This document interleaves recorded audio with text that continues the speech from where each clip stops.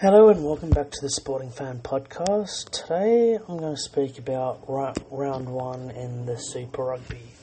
Now, we've just completed round one and I've got to say there hasn't been too many surprises in it.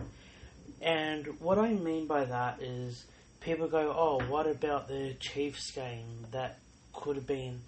People say, oh, that was a surprise with the results and, with how they got up to a flying lead against the Crusaders and then the Crusaders only ended up winning by 4 points.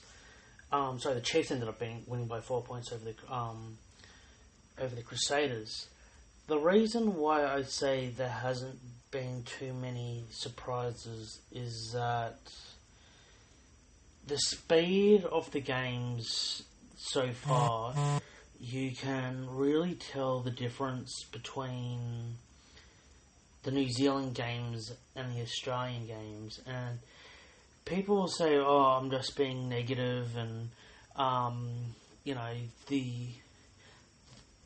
but it's just being, and that's as in negative on the Australian teams, but the Crusaders and Chiefs game, even the Hurricanes, the New Zealand and the Highlanders and even Moana actually impressed me in comparison to how they've improved on last year. They just played at a different speed. Like the Hurricanes got up by 30 points over the Force, and that was playing in Perth as well. They won 44-14. So, and then I watched the part of the Chiefs and Crusaders game, and then straight after that was the Brumbies and Rebels, and the difference between the two was it was like watching a proper professional game. That's the Chiefs and Crusaders game, and then going back to basically, I don't know. I don't even know how to describe the Brumbies and Rebels game because I think if you said, "Oh, it was an average first grade game," it would be almost a slap in the face to the first graders. Like there was a lot of drop ball. There was a lot of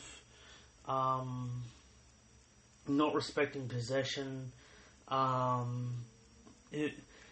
Brumbies ended up blowing the Rebels away, which is what most people expected. Most people expected the Brumbies to win well, which is what they ended up doing, winning 30-3. But it was just a difference between them. It really shows what happens when you invest in your juniors, respect your juniors, and you have people that really respect the jersey. And this is something that I keep coming back to in a lot of these podcasts, right? The New Zealand, for a country that's only got, about 5 million people, right? They keep churning them out. This is where there's a difference between Australia and New Zealand. Super Rugby, Australia still has a mentality that they will come to us. Whereas New Zealand Rugby still has a mentality, well, that's over there, over in New Zealand, is a religion. They still have it where they want to keep improving. And they realise that they don't have a right on it. See, this is what basically it was happening with... and again, I know this is something I also do a lot in the podcast, mixing up my codes, but I know the Penrith in the NRL had a similar kind of problem as Super Rugby did in Australia. Like Rugby in Australia had. They were a mess like Rugby Australia, and then Gus Gould for... I know a lot of people give him Gus Gould a lot of slack how he handled the NRL level at the Panthers, but at the junior level at Penrith, he just kept bringing all those blokes through, right? He provided a system, and yes, while it took longer than what they intended, but if it wasn't for him, they would have gone into liquidation. They would have gone bust. He came in through his connections with James Packer. He brought Packer gave them a loan. He set out what the plan was. Got the juniors, and now they have like a lot of their players coming through. Came through, and look at blokes like Nathan Cleary, Jerome Luai, who I know has since left the club. Stephen Crichton, which again I know left the club, but all these guys, they all came through. Jerome Luai is of course leaving at the end of the year, and Stephen Crichton left at the end of last season. But they just see it where they heavily invested in these blokes, and these blokes, they came through the system, and it may have taken 10 years. But that's something that rugby in Australia needs to do, because let's break down each game. The Chiefs and Crusaders, that was played at a frenetic speed, right? It was the set piece was really good, really strong. And off that they could build a platform, right? And then the Brumbies and Rebels, the set piece was just not quite at the level. And, and then getting to the ruck, being able to get the ball out wasn't quite as good as it could have and really should have been. Like, the Crusaders and Chiefs are able to flow, and even the Crusaders, like they had quite a few players out. They've also lost a few players. So, for example, they've lost obviously Sam Whitelock. He's retired. They've also lost their 5'8" Richie Mwanga, who's gone overseas. They also had players like Lee Harpenny, who's a big signing over from Wales. He was out. Will Jordan was out. David Davili was out. Ethan Blackadder was out. Like they had quite a few players out. Like it was nowhere near a full-strength team for the Crusaders, and yet they were still able to be competitive in the game regardless. And very nearly, they were actually up in front up until the last couple of minutes, despite being down at half time. Something like, I think it was 24-10 or something like 27-10, and then and they actually got up 29-27 towards the end of the game. And then the Chiefs kicked a couple, 2 penalty goals in the last about 5 minutes. And see, that's the difference. Like they play at that speed. They got that skill where, no matter which team or which, they've always got that next man up mentality. Even if they have, like I still remember. The Super Rugby season had started, and in 2020, and this was just prior to the lockdowns. The Super Rugby, there was a game between the Chiefs and the Waratahs, and people go, "Well, it's 4 years ago." The matter still is in place. The Waratahs had. Chiefs had 8 players, something like 8 All Black players out, and they still won the game by, I think, over 30 points. So that's what they always have. The Chiefs have the next man up. Now the Brumbies, they had a very good, while they had a very good win, I just think if they played against either the Crusaders or Chiefs, I think they would have struggled. I don't know. They could play, but I don't know if that was just simply a case of they coming down to the Rebels level. Like, admittedly they win by 27 points, comfortable win. It's hard to be critical, but I hope that's the case for them. That it just happened that they came down to the Rebels level, because. I don't know. They could be they could struggle. It was just like the speed in comparison to that game to the Crusaders game was a lot slower. The Hurricanes, again, it was just, they just blew the Force away. Like, this was expected. The Force, they've had a couple of signings, but it's just they don't just seem to click over there. They, no matter who they bring in, it always seems to be one step behind. I really hope that the Force do well, though. Like, it'd be great for the game in Western Australia and Australia in general to increase it to a level where they can get that strong foothold over there. I know it's a strong AFL culture over there, but if they can somehow get it into the schools, that's the biggest thing. Bring it into the schools, bring it into get club rugby going, and get it. That's where I think the Force can get better. The Hurricanes, like what I was saying with the Chiefs and Crusaders, they have the next man up mentality. They're always going to have strong turnout. Like Artie Savia, I believe, was out in this game. An absolute beast. One of the World Player of the Year last year. Probably in the top 3 back rows in the world, anywhere in the world, if not the best. So that they have that next man up mentality. The Blues and the Drua, I watched some of this game, and just the Drua.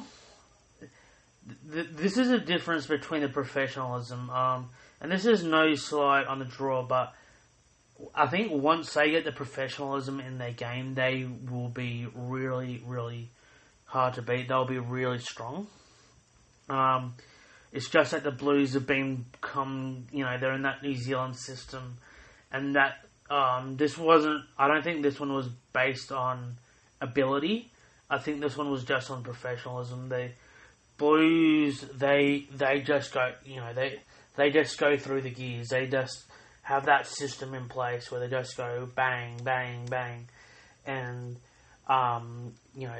they're relentless. They always come at you, and even if you're marginally off, these New Zealand teams, you could be 1% off. Might not even know it, but 1 or 2% at this level against these New Zealand sides, it's so hard to beat them if you're marginally off, because they're on their game all the time, and they could whack up a score 34-10.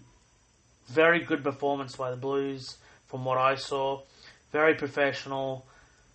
It's going to be, the draw. They hung in there. They kept coming at them, but it was just that little bit, they had the chances, but the main difference between the Blues and the draw was that the Blues took the chance, and unfortunately the draw didn't. The draw, I reckon, in years to come, they will get that eventually. When they, hopefully, they'll be able to bring in a few more of their, bring home a few of their players. It's going to be difficult simply because the draw just can't pay the big funds that France and New Zealand and England and Japan are able to pay, I should say. But hopefully one day they will be strong. Blues, they look dominant. They're gonna I reckon it's really gonna be 3-horse race this year, like it was last year. I reckon it's gonna be between the Blues, Chiefs, and Crusaders again. I reckon it's gonna be one of those. I know it's only early days. It's only round 1, and it's always going to be. You never can really say in one round after one game, because there's always injuries. There's always suspensions. Players coming back, players coming and going. So it's always going to be hard. But all things being equal, I think it's going to be hard for the. It's going to be one of those 3s. I reckon it might be Chiefs here. I think the 7 years of or whatever it is with the Crusaders just running dominant, running roughshod over the opposition. it might be coming to an end this year simply because they have so many players out. But look, one of the contenders, they only got beaten by 4 points with a lot of players out. The Blues and Crusaders, North versus South. That's always going to be a tough game. Chiefs and Blues, just down the road from each other. That's going to be a big game. So those three are going to be really hard to beat. The Hurricanes are always going to be a bit of a smoky. They always could be there as well.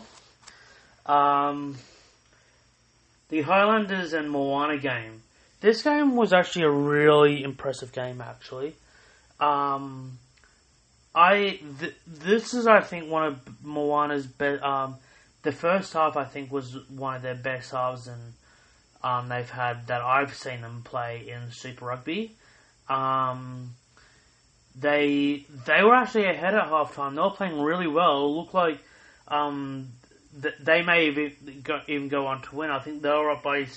They kicked a penalty goal early in the second half, and they were up by about 7 points. And you're like, geez, they could upset the Highlanders, but just like I was saying with the Blues, they're in that New Zealand. The Highlanders are in that system where that New Zealand system that grinds you down. They just go to work, and the Highlanders came charging back in that second half, scored 3 tries, ran over the top of Moana in that second half, and ended up winning by 14 points. But this was almost, in my opinion, it was between this and the Chiefs game that was the game of the round, because Highlanders were made to work for this. It was not an easy game, and they played really, really well. Both teams, Highlanders had to really work for this, and that's what I like. And the skill came through at the end, and those are the kind of games I love. Right? I love those kind of games, and those grinding. Really work for your tries. Don't just while it's nice to see long range tries and that, which this actually had. It was actually one of the best tries I've ever seen in this game. If you ever go back and watch a game, you should see one of the tries. It was a dummy that you had a long distance try. So this game really had it all. So as much as we want to see try fests and tries from everywhere, this was a real arm wrestle for the majority of the game, and the Highlanders just ran away with it in the second half. Which leads me to the last game of the round, Reds and Waratahs, and good God, this was an awful game. Just like the Rebels and Brumbies, both teams dropping the ball, silly kicking, aimless kicking, really. It's just, I don't know where to even start with these blokes. Honestly, I think the less I say about this, the better, because it's so hard to explain. The Waratahs just seem to be going from bad to worse. I don't know. The Reds did enough to win the game, but I think there was more the Waratahs beat themselves. I was saying to guys at work who follow rugby, and we all said the same thing. They beat themselves. It's so depressing to watch. They play the same. They've used the same tactics they've had for 20 years, but the problem is that the blokes that they have now have about half the ability of the blokes that they were able to do it with 20 years ago. They just, they're beating themselves, and I think, unfortunately, it's going to be a long season for the Waratahs.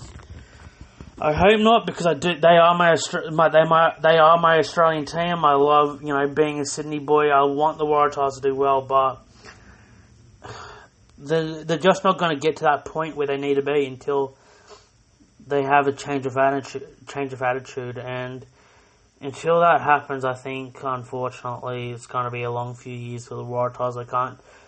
I can't see how things are going to turn around for them. I hope they do.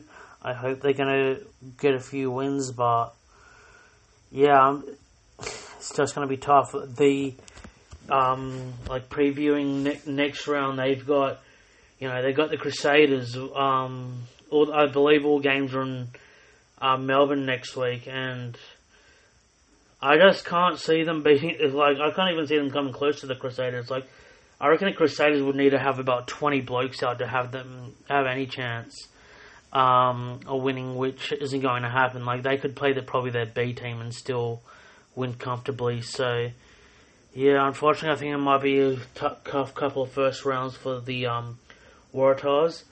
The Highlanders and Blues game next week should be a really good game.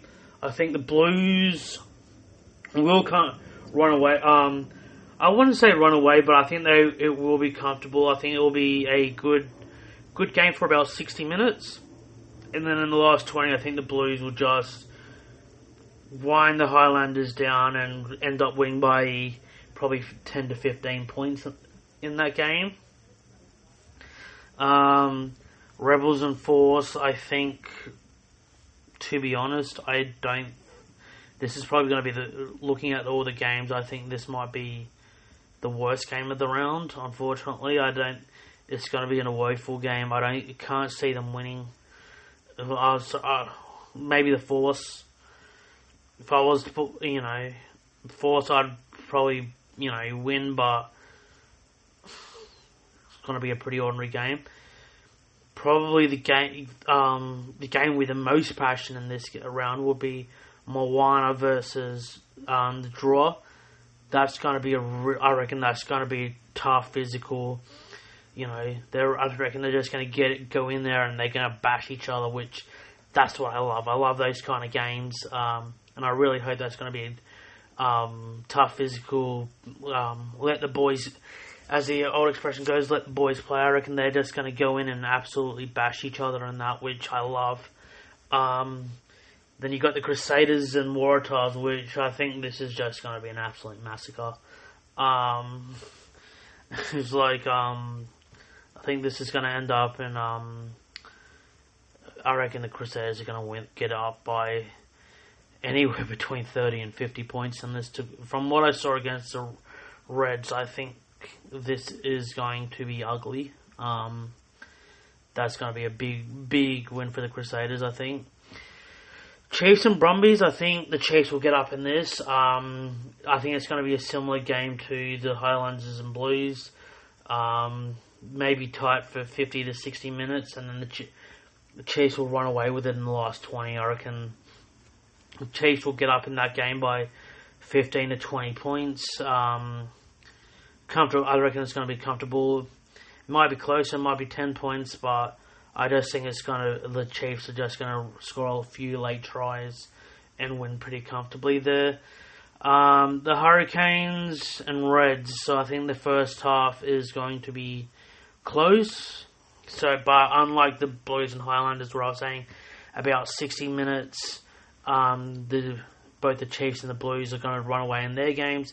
I think this is going to be a whole second half where it's going to be the second half. The Hurricanes are going to win this. I reckon they're going to run away with it. It's going to be interesting. I hope these games are going to be close. But I just think where the New Zealand teams play against the Australian teams, it's going to be a few. There's going to be the wins for the Australian teams. I think are going to be few and far between, and I think it's mainly because the New Zealand teams beat themselves by getting themselves sent off, rather than and they beat themselves rather than the Australian teams on skill. That's just my ability. Or they just keep giving away stupid penalties. That's just my opinion. I know a lot of people think that is being harsh and they're not going to agree with me, but that's just my opinion.